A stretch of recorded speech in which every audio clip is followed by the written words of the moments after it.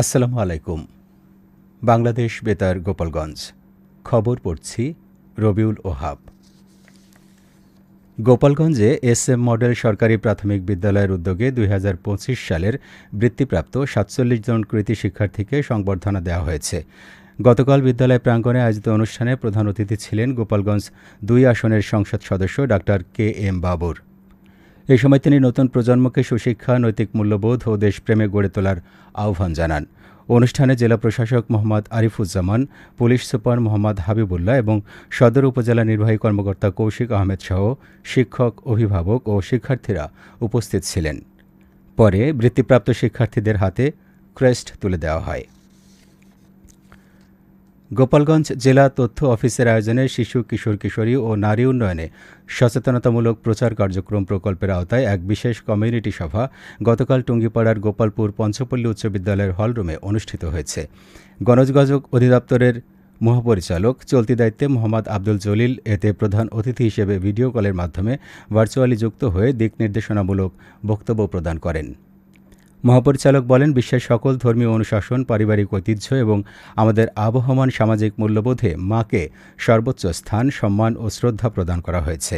ধর্মীয় শিক্ষা ও মানবিক চেতনার আলোকে পরিবারে মায়েরা সন্তানকে সঠিক নীতিনৈতিকতা শেখাতে পারেন এবং একটি সুশৃঙ্খল ও অপরাধমুক্ত সমাজ বিনির্মাণে ভূমিকা রাখতে পারেন।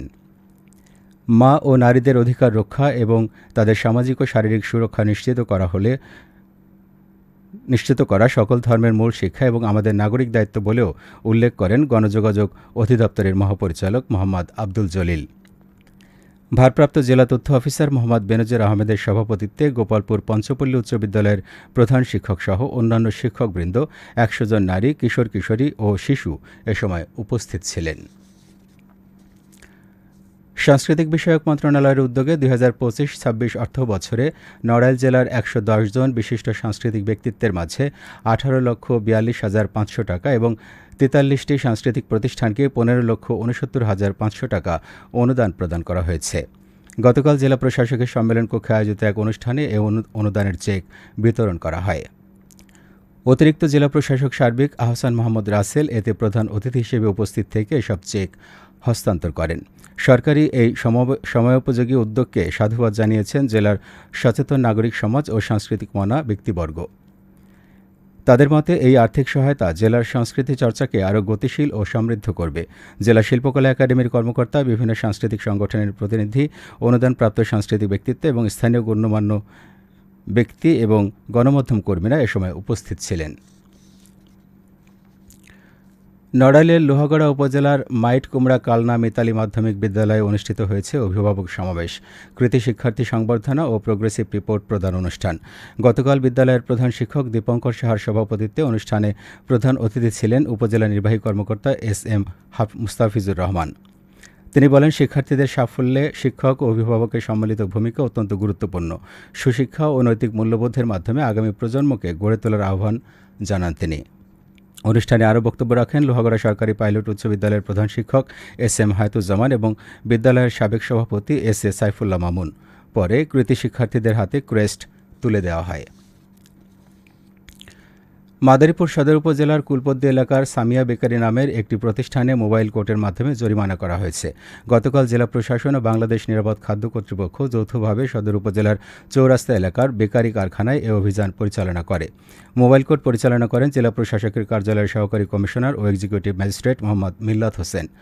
অভিযানে সামিয়া বেকারির কারখানায় অস্বাস্থ্যকর পরিবেশে বেকারি পণ্য উৎপাদন, নিম্নমানের খাদ্য সংযোজন দ্রব্য ব্যবহার, অগ্রিম তারিখযুক্ত পাউরুটি সংরক্ষণ, খাদ্যকর্মীদের স্বাস্থ্য সনদ না থাকা, কীটপতঙ্গ দমনের ব্যবস্থা না থাকা, বাধ্যতামূলক নিবন্ধনের ঘাটতি, কেক তৈরিতে ব্যবহৃত রঙিন কাগজ ও ফ্লেভারের যথাযথ সনদ না থাকা, মেঝেতে খাদ্যপণ্য রাখা, রসিদ ও লেবেলবিহীন রাসায়নিক ব্যবহার এবং কাঁচামাল ক্রয় বিক্রয় সংক্রান্ত চালান প্রদর্শনে ব্যর্থ হওয়ার প্রমাণ পাওয়া যায়।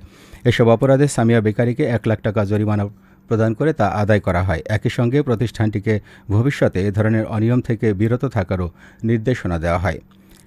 সন্তোষজনক পরিবর্তন না হলে নিরাপদ খাদ্য আইন অনুযায়ী মামলা করা হবে বলেও সতর্ক করা হয়। জনস্বার্থে এ ধরনের অভিযান অব্যাহত থাকবে বলেও জানান বাংলাদেশ নিরাপদ খাদ্য কর্তৃপক্ষ।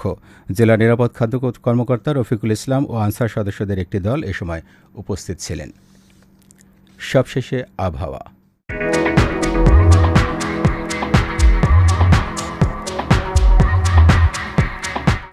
আজ সন্ধ্যা ৬টা পর্যন্ত আবহাওয়ার পূর্বাভাসে বলা হয়েছে, দেশের অভ্যন্তরীণ নদীবন্দরসমূহের জন্য কোনো সতর্কবার্তা নেই এবং কোনো সংকেতও দেখাতে হবে না। খবর শেষ হলো। আমাদের পরবর্তী খবর প্রচারিত হবে আগামীকাল সকাল ৮টা ৩০ মিনিটে বাংলায়।